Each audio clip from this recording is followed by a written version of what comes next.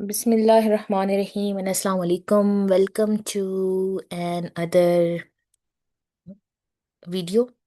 So, khair, before starting the video, एक lesson of the day से बात करते हैं। एक छोटी सी मोटिवेशन से स्टार्ट लेंगे कि जब भी जिंदगी में आपको ये लगे कि यू आर फेलिंग एंड आप थक गए हैं, so you do not need to stop at that point, क्योंकि हो सकता है कि वहीं से आपके आने वाले अच्छे वक्त की शुरुआत हो रही हो।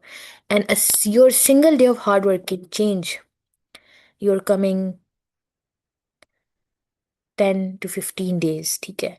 So never ever give up. And हमेशा जहन में ये रखे कि जिस वजह से आपने स्टार्ट किया था, क्या उस जगह पर पहुंच गए हैं आप, और आप उस वजह से अब स्टॉप करें। सो कोई भी पर्पस हो लाइफ का, उसको तभी छोड़ें जब वो अचीव हो जाए, ठीक है। Okay, so let's dig into another new topic. और ये डॉन का न्यूज़पेपर आर्टिकल है जो कि 29 मार्च 2026 को पब्लिश हुआ था, कल। और उसकी रिकॉर्डिंग मैं आज अपलोड कर रही हूँ। तो this was about blue war, ठीक है। और ये जो है हमारे पास किन एजाज अहमद चौधरी साहब का ये आर्टिकल है। और ये पाकिस्तान के फॉर्मर फॉरेन सेक्रेटरी रह चुके हैं, ठीक है। इसकी आज हम एनालिसिस करेंगे और हम देखेंगे कि सर एजाज अहमद चौधरी किस चीज़ के बारे में बात करते हैं, क्या बात करते हैं। एंड लेट्स सी, कुछ न्यू वर्ड्स जो हमें यहाँ पे सीखने को मिल रहे हैं हम उसको डिस्कस करते हैं। कुछ नए फ्रेजेस, कुछ नया हम सीखेंगे। और बहुत सारे लोग कहते हैं कि मैं बहुत डीप जाके पढ़ाती हूँ, तो आई थिंक एक आर्टिकल में से 3 4 टॉपिक्स निकल आते हैं, तो दैट्स वाई उनको देखना पड़ता है, क्योंकि उसके बगैर फिर आपको ना चीज़ें समझ कभी भी नहीं आ सकती। बहुत सारे लोग होते हैं वो ऊपर ऊपर से जो है ना चीज़ों को देख लेते हैं, लेकिन they don't know the background. हालांकि बैकग्राउंड में जाना जो है ना अम, बहुत ज़रूरी होता है। चलें जी, आ जाते हैं और लेट्स सी के। अच्छा, एक और चीज़ यहाँ पे मैं मेंशन करूँगी। My name is Tanzila Sajjad Akhunzada, and मेरा जो टिकटॉक अकाउंट है वो किसी और नाम से है। तो उसका लिंक मैं बायो में मेंशन कर दूंगी, आप वहाँ पे जाके देख सकते हैं। But that's my real name and I will be using it everywhere up. खैर, मेरे असली नाम का भी जो है एक रिवील हो चुका है। So you and I would be saying that I am an engineer by profession. मैंने इंजीनियरिंग की है, ये भी मैं आपको बता दूँ तो। and I have done some research work as well. I have published some papers as well. So ये मेरा थोड़ा छोटा सा इंट्रोडक्शन है, and I won't be discussing anything इससे ज़्यादा, ठीक है। अच्छा जी, let's dig into the topic। आज का जो आर्टिकल है वो है ब्लू वॉर के बारे में, ठीक है। तो अब जो ब्लू वॉर उन्होंने नाम दिया है सर एजाज अहमद चौधरी ने, इसकी सबसे पहले एनालिसिस करना बहुत ज़रूरी है। तो ब्लू वॉर जो है वो कोई सिंगल फिक्स कॉन्सेप्ट नहीं है, ठीक है। हम अमूमन इस टर्म को मिलिट्री या स्ट्रेटेजिक डिस्कशंस के अंदर इस्तेमाल करते हैं, ठीक है। लेकिन यहाँ पे ब्लू वॉर का बेसिकली सिंपल मतलब यही होता है कि वो जंग, या वो स्ट्रैटेजी, या वो मिलिट्री जंग, या वो मिलिट्री स्ट्रैटेजी जो कि रेफर करती हो किसी नेवल या मैरीटाइम वॉरफेयर के लिए, यानी वो जंग जो हम समंदर के जरिए लड़ते हैं, उसको हम ब्लू वॉर बोलते हैं। यानी जो ओशंस और सीज के जरिए आप जो जंग लड़ते हैं, that's known as blue war, ठीक है। ब्लू क्यों? क्योंकि ब्लू का मतलब होता है ओशंस। अगर आप कभी मैप्स वगैरह निकाल के देखें, जो कि मैं यहाँ पे अगर आपको मैप आगे आगे दिखा भी दूंगी आपको मैप।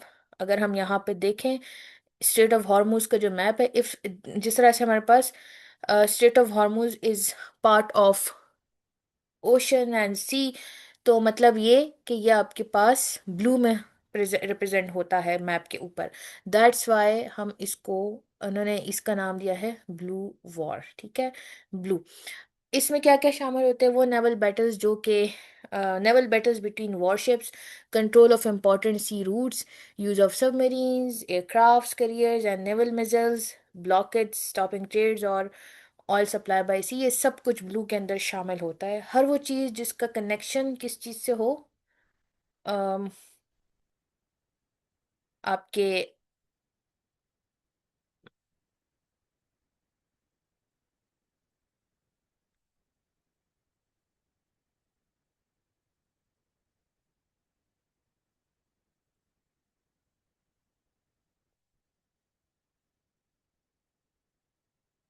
हाँ जी, हर वो चीज़ जिसका कनेक्शन आपके समंदर से होता है। अब यहाँ पे ब्लू का क्यों यूज़ किया गया है और इस आर्टिकल का नाम क्यों ब्लू लिखा, ब्लू वॉर क्यों दिया गया है?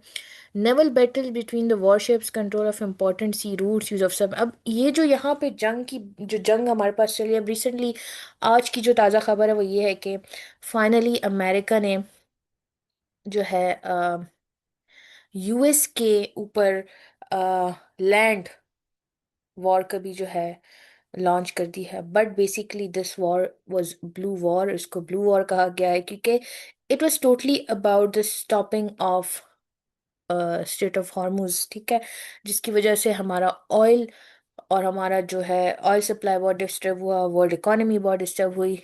So it's given the name of blue war, ठीक है। तो आर्टिकल की शुरुआत कुछ यूं होती है कि थोड़ा सा हम यहाँ पे देख लेते हैं। आर्टिकल कहता है कि the ongoing war in West Asia is yet another manifestation of the breakdown of the world order. The first blow to this rule-based world order had come from its own architect, the United States of America, when it invaded Iraq in 2003 preemptively and illegally, setting a precedent that has since been repeated. The war launched by the US and Israel against Iran on Feb 28 was also unilateral, illegal, and without clearly defined goals. US President Donald Trump has offered varying reasons to change the Iranian regime, decimate its nuclear capability, or fragment the country, implying their military dominance. The US and Israel have bombed tens of thousands of targets in Iran, hoping the regime would fall. It did not. ठीक है, इसकी analysis करने से पहले the ongoing war is in West Asia जरा हम गौर कर लेते हैं। मैंने कल के टॉपिक में एक वेस्ट एशिया का जिक्र किया था कि वेस्ट एशिया क्या है, जिसमें हम डिस्कस कर रहे थे पाकिस्तान का role as a peace maker in West Asia. As this war is going on in the region of West Asia, तो first we'll be looking at कि हमारे पास वेस्टर्न एशिया का रीजन क्या होता है। Okay, so here is the map. अगर आपको यहाँ पे क्लियरली नजर आ जाए तो ये हमारे पास वेस्टर्न एशिया का मैप है, ठीक है। वेस्टर्न एशिया जो है उसमें उसकी टोटल जो पॉपुलेशन है वो हमारे पास 283 मिलियन है अप्रॉक्सीमेटली, और इसमें 18 कंट्रीज हमारे पास शामिल हैं। अब अरब्स और तुर्क इसके दो मेजर पार्ट हैं, ठीक है। इसमें कुछ एरिया जो रशिया से आई थिंक अलग हुआ, उसमें अजर अगर हम देखें आई थिंक अजरबैजान का कंट्री है वो यहाँ पे भी शामिल है। बट इसका मेन जो पोर्शन है वो अरब्स और तुर्क हैं, ये टू इसके मेजर पार्ट हैं। तो Turkey is the most populous country इसके अंदर, और सबसे लीस्ट पॉपुलस हमारे पास साइप्रस आता है, ठीक है। फाइव, अच्छा पाकिस्तान भी इस रीजन का इम्पॉर्टेंट हिस्सा है, ये मैंने कल भी एक्सप्लेन किया था, फॉर द रीज़न कि हमारा जो गवादर का पोर्ट है वो पहले ओमान का पार्ट था, it was part of Oman. लेकिन फिर ओमान ने उसको सोल्ड, बेच दिया पाकिस्तान को। प्लीज़ इसकी जो आप हिस्ट्री है वो पढ़ लीजिएगा। तो ओमान जो है वो फिर ग्वादर हमारे हिस्से में आया, ठीक है। इसके फाइव रीजन्स हैं वेस्टर्न एशिया के। पहला है अनातोलिया, ठीक है, और अनातोलिया का जो रीजन है उसको हम एशिया माइनर भी कहते हैं, क्योंकि mainly the Asian part of the Turkey bridge between Europe and Asia. क्योंकि अनातोलिया जो है ना आपके पास वो हिस्सा है जो तुर्की और mainly the Asian part of Turkey, bridge between Europe and Asia. Turkey का वो पार्ट है जो बेसिकली यूरोप और एशिया को ब्रिज करता है, तो इसलिए हम इसको माइनर एशिया या एशिया माइनर भी कहते हैं। फिर द लेवेंट, ठीक है। 11 में आपके पास ईस्टर्न मेडिटेरेनियन रीजन आ जाता है, जिसमें Syria, Lebanon, Jordan, Israel and Palestine शामिल है। फिर मैसोपोटामिया में ये एक लैंड है जो कि आपके पास टिग्रिस और यूफ्रेट्स रिवर के दरमियान आता है। फिर आपके पास अरेबियन पेनिनसुला जो कि जिसमें आपके पास शामिल है Saudi Arabia, Yemen, Oman, UAE, Qatar, Bahrain and Kuwait. ये हमने कल पढ़ा था, जीसीसी कंट्रीज भी इनको कहा जाता है। उसके बाद द ईरानियन प्लेट्यू, जिसमें ईरान और अफगानिस्तान, पाकिस्तान का कुछ मेजर हिस्सा इसके अंदर शामिल है। ठीक है। तो ये हमारे पास वेस्टर्न रीजन की थोड़ी सी ना डेफिनेशन है, थोड़ा सा इंट्रोडक्शन है जो मैंने आपको करा दिया।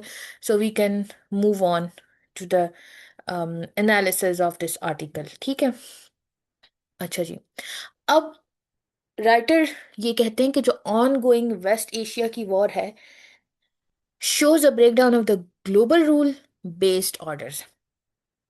जिस तरह से वर्ल्ड वॉर टू के बाद दुनिया के कुछ रूल्स बनाए गए थे, तो अब जो वॉर हो रही है इससे ये साबित होता है कि दुनिया के अंदर जो ग्लोबल रूल के जो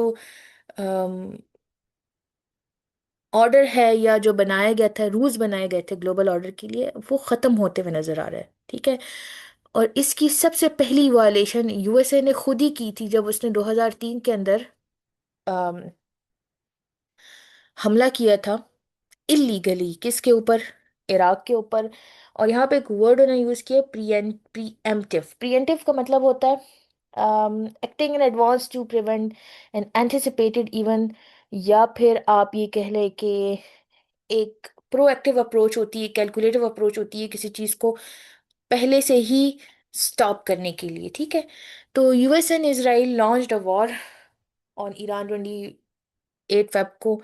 और मसला ये हुआ कि उन्होंने कोई खास गोल, उनको पता नहीं था कि वो ये वॉर क्यों करना चाह रहे हैं। Like it was very sudden. उनको पता ही नहीं था कि वो ये वॉर करना क्यों चाहते हैं। बस उन्होंने एक वॉर की, उन्होंने कोई लाइक ये एक प्रिएम्प्टिव और इलीगल अप्रोच हम इसको कह सकते हैं। जिस तरह उन्होंने इराक में 2003 में किया, वही उन्होंने 24 फेब को ईरान के साथ किया। उसके बाद वो कह रहे हैं कि यूएस प्रेसिडेंट डोनाल्ड ट्रंप ने जब ये वॉर लॉन्च की तो उनके कुछ मिक्स्ड से ऑब्जेक्टिव थे, and the objective was not clear to the world basically. ठीक है। ही उन्होंने कहा कि हम रिजीम चेंज लाना चाहते हैं ईरान में। देन ही सेड कि हम ईरान की न्यूक्लियर प्रोग्राम को डिस्ट्रॉय करेंगे। फिर उन्होंने ये कहा कि हम ईरान को फ्रेगमेंट करेंगे। लाइक उनका कोई क्लियर ऑब्जेक्टिव नहीं था, मिक्स्ड चीजें थी। फिर यूएस एंड इसराइल ने अ, ईरान के बहुत सारे जगहों पे टारगेट, ईरान में बहुत सारी जगहों पे उन्होंने मिसाइल्स गिराए, टारगेट किए ईरान की बहुत सारी जगहों पे। एंड इवन यू नो कि उनके सुप्रीम लीडर आयतुल्ला खामनाई को भी शहीद किया गया, और बाकी उनकी सीनियर लीडरशिप को भी उनकी फैमिली को जो है टारगेट किया गया, और बाकी उनकी ईरान की जो सीनियर लीडरशिप थी उसको टारगेट किया गया। और एक्सपेक्ट ये किया जा रहा था कि हम इनकी रिजीम को कोलैप्स कर देंगे। लेकिन ईरान ने जिस तरीके से उसके ऊपर रिस्पॉन्ड किया वो देखने वाला था। यूएस के एयर डिफेंस सिस्टम को उन्होंने डिस्ट्रॉय किया बहुत बुरी तरह से। और उन्होंने ऐसे लो कॉस्ट ड्रोन्स और मिसाइल्स जो है यूज़ किए कि उससे उन्होंने डायरेक्टली तो यूएस को टारगेट नहीं किया, लेकिन जीसीसी कंट्रीज में उन्होंने, जो हमने कल भी पढ़ा था, जीसीसी कंट्रीज में जो एयर बेसिस थी या जो फॉरेन आप कह सकते हैं फॉरेन ऑफिसेस थे यूएस के, उनको उन्होंने जीसीसी कंट्रीज के अंदर टारगेट किया। और साथ में सबसे इम्पॉर्टेंट चीज, स्ट्रेट ऑफ हॉर्मुज को उन्होंने ब्लॉक कर दिया। अब हम जरा इस चीज के ऊपर गौर करेंगे कि स्ट्रेट ऑफ हॉर्मुज बेसिकली है क्या। अब हम तो बहुत सुनते आए हैं जी, strait of Hormuz, strait of Hormuz, but we don't know कि what is strait of Hormuz. और इसके ऊपर जरा हम अभी डिस्कशन करते हैं। द राइटर इज सेइंग कि स्ट्रेट ऑफ हॉर्मुज है वो तकरीबन 20% ऑफ दुनिया का ऑयल और गैस जो है वो यहाँ से होके जाता है। ठीक है। इट्स ब्लॉकेड, इसकी जो ब्लॉकेड है उसने, उसकी वजह से क्या हुआ कि दुनिया में ऑयल और गैस की जो प्राइसेस थी वो एकदम से स्पाइक कर गई। ठीक है। तो स्ट्रेट ऑफ हॉर्मुज की तरफ आ जाते हैं, स्ट्रेट ऑफ हॉर्मुज के ऊपर बात करते हैं। तो स्ट्रेट ऑफ हॉर्मुज हमारे पास इज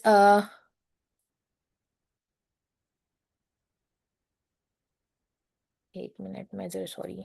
हाँ जी। तो स्ट्रेट ऑफ हॉर्मुज हमारे पास is a narrow waterway between Iran and Arabian Peninsula, specifically the United Arab Emirates and मुसन्दम। अच्छा, आजकल के दौर में ना मैं एक चीज़ बताना चाहूँगी कि दुनिया की जो ज्योग्राफी है ना उसको समझना बड़ा ज़रूरी है, क्योंकि I think the current situation going on around the world, उसका ज्योग्राफी से बड़ा क्लोज रिलेशनशिप है। अगर आपको ज्योग्राफी समझ नहीं आती तो मुझे लगता है आप इन वॉर्स को समझ ही नहीं सकते। अब अगर हमें ये नहीं पता कि भाई स्ट्रेट ऑफ हॉर्मुज है क्या, उसकी लोकेशन क्या है, उसकी विड्थ क्या है, और उसकी लेंथ कितनी है, उस और जो है उसका व्हाट्स इट्स इम्पोर्टेंस, ये लोकेटेड कहाँ पे, तो हम वॉर को समझ ही नहीं सकते। अगर हम वॉर को नहीं समझ सकते तो हम डेफिनेटली इकोनॉमी को नहीं समझ सकते। सो आई वुड प्रेफर कि आप लोग जो ज्योग्राफी है, अगर आपका सब्जेक्ट नहीं भी है तो एटलीस्ट जो बेसिक चीज़ें हैं उसको तो ज़रूर समझ लें। तो स्ट्रेट ऑफ हॉर्मुज एक नैरो, एक पतला सा रास्ता है ईरान और अरेबियन पेनिनसुला के बीच, स्पेशली यूनाइटेड अरब एमिरेट्स यानी यूएई, ठीक है, अम, और मुसंदम यानी ओमान। अगर आप देखें हमारे पास यहाँ पे ओमान, और उसके साथ साथ हमारे पास यूएई, इसके साथ ये देखें दुबई, शारजा, फुजैरा, ये मुसंदम पेनिनसुला यानी ओमान, ठीक है ये। और साथ में हमारे पास अगर हम बात करें ईरान, ठीक है, इन दोनों के बीच हमारे पास स्ट्रेट ऑफ हॉर्मस जो है वो लाई करता है। तो ईरान जो है वो इसके नॉर्थ कोस्ट पे है और यूएई इसके साउथ कोस्ट पे है। और अम, अगर बात करें the Gulf of Oman is on the straits of the east, और इसके ईस्ट पे फिर ओमान आ जाता है, ठीक है। और बाकी जो आपका पर्शियन गल्फ है वो इसके अगर आप पर्शियन गल्फ की बात करें तो इसको वेस्ट, इसके वेस्ट के ऊपर है। तो स्ट्रेट जो है वो तकरीबन 167 किलोमीटर लंबा है, ठीक है, और इसकी जो विड्थ है वो 39 किलोमीटर से लेके 95 किलोमीटर तक बताई जाती है। It widths narrows towards the north. अब सारी कहानी यहाँ पे है, जब नॉर्थ की तरफ ये स्ट्रेट जाता है तो वहां पे बहुत पतला हो जाता है, जो कि ईरान के हिस्से में आता है। और स्टिल यहाँ पर से ईरान अलाउ करता था कि वो जो वेजल्स हैं, जो ऑयल वेजल्स हैं या जो शिप्स हैं वो वहां से पास कर सके, ठीक है। और यहाँ पे कुछ और भी आइलैंड्स हैं जो मौजूद हैं, जैसे हैंगम, हॉर्मुज और किशम वगैरह।